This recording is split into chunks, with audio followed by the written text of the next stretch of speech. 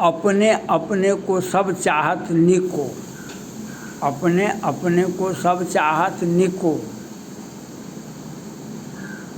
ये बात आप सुना होगा। सभी लोग, सभी राजनेता अपने अपने को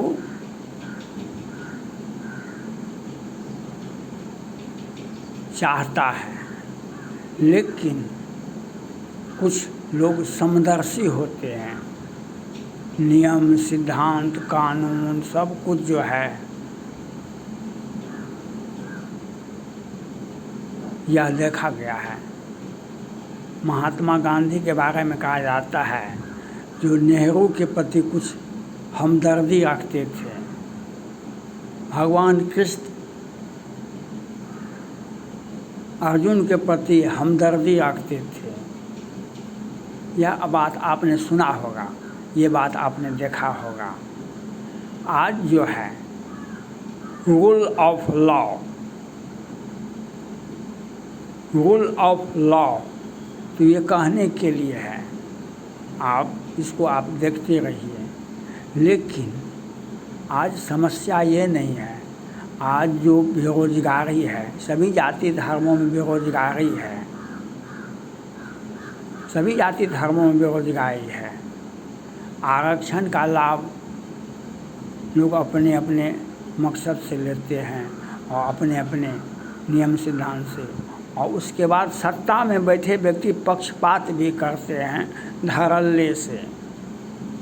सत्ता में बैठे व्यक्ति पक्षपात भी करते हैं धड़ल्ले से।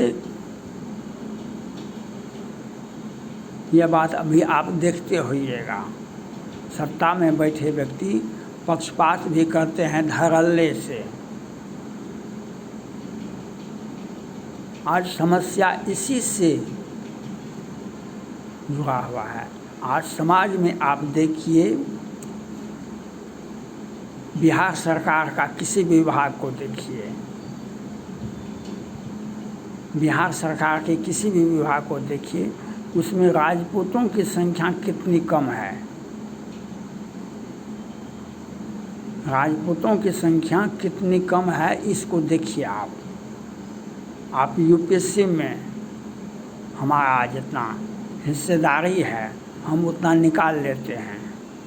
यूपीएससी में, आईटी में, बड़े बड़े शिक्षण संस्थान में हम अपना हिस्सेदारी हम निकाल लेते हैं, लेकिन हम बिहार में पिछड़ जाते हैं। क्योंकि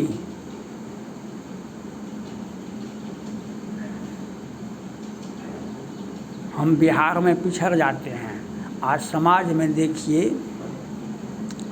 गांव में किसी राजपूत बड़े गांव में जाइए आप, वहाँ पर देखिए 80% युवा BA, MA, PhD, doctor, engineer करके बैठा हुआ है।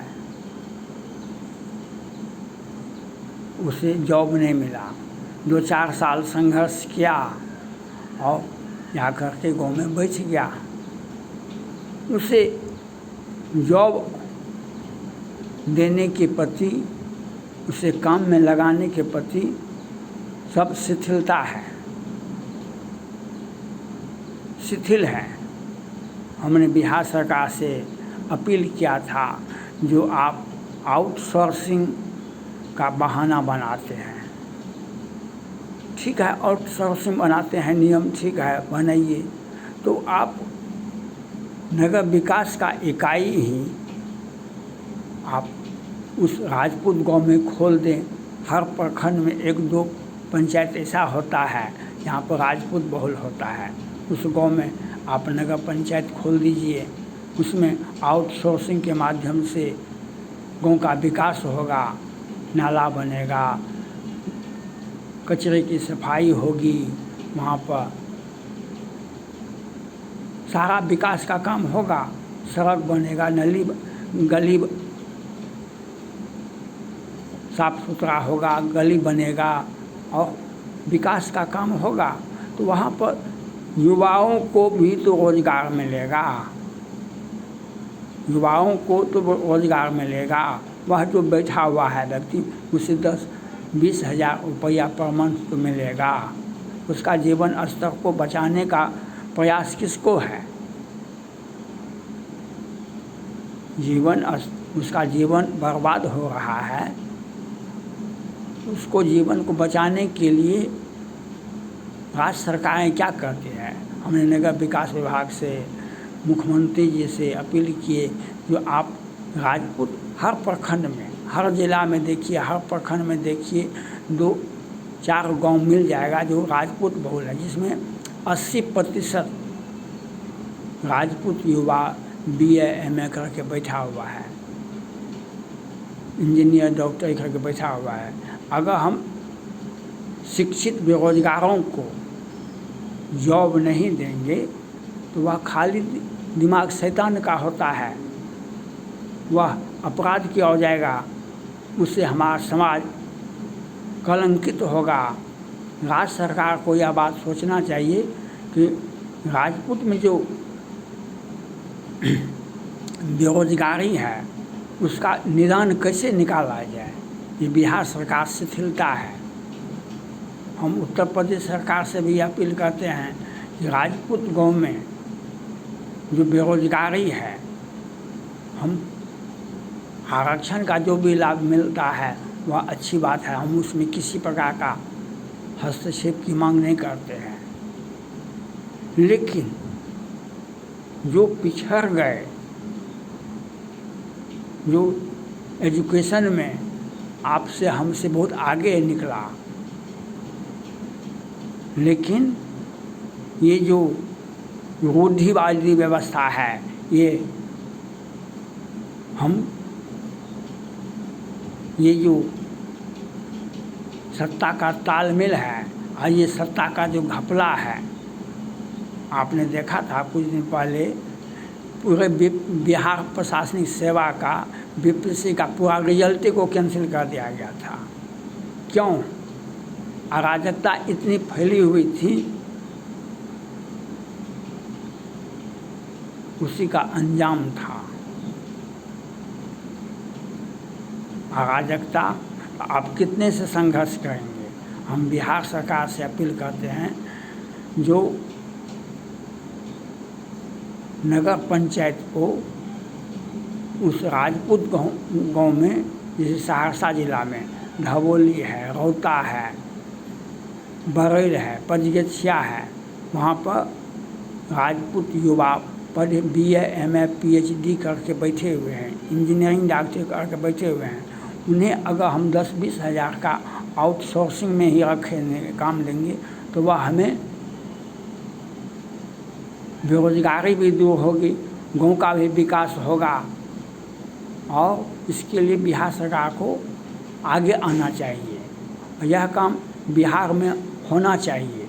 बहुत जगह हो रहा है, बहुत जगह हुआ है, बनगांव में भी हुआ है, बनगांव में भी हुआ है, लेकिन एक भी राजपूत पंचायत में इस तरह का काम नहीं हुआ है जिससे वहाँ के राजपूतों में बेरोजगारी दूर हो सके। जो क्वालिफिकेशन है उस क्वालिफिकेशन में आप जॉब नहीं दे सकते, क्योंकि हम कंपटीशन का ज़माना है। लेकिन आउटसोर्सिंग के माध्यम से तो हम इंगेज कर सकते हैं। आउटसोर्सिंग के माध्यम से तो हम बेरोजगार युवाओं को NGO के माध्यम से तो हम उसको इंगेज कर सकते हैं। अगर आपका सोच रहेगा तो हम तड़पते हुए को पानी पिला सकते हैं। किसी का हम बड़े बड़े हॉस्पिटल में इलाज नहीं करा सकते हैं, लेकिन तड़पते हुए व्यक्ति को हम पानी जरूर पिला सकते हैं। हम यह तो कर सकते हैं। ये हम किसी का जीवन निर्वाह नहीं कर सकते हैं, लेकिन 2 वक्त की रोटी, अगर कोई भूखे मर रहा है तो उसको हम 2 वक्त की रोटी का व्यवस्था कर सकते हैं। ये तो हमसे हो सकता है, ये तो हमसे हो सकता है। ये राज्य सरकार को करना चाहिए। उत्तर प्रदेश सरकार को योगी जी से भी मेरा अपील है, वह भी जो राजपूत बहुल गांव है, हर प्रखंड में 2-4 पंचायत होता है, इसमें राजपूत बहुल है, जिसमें 80% 90% लड़का बेरोजगार है और वह गाँव में बैठा हुआ है, वह BA MA PhD doctor engineering करके बैठा हुआ है, तो उसको संभालें। आप अगर उस युवा को संभालेंगे तो आपको ही बेनिफिट होगा, आपको ही बेनिफिट होगा। और हम उस जीवन को बचाने के लिए योगी जी को आगे आना चाहिए, बिहार सरकार को आगे आना चाहिए।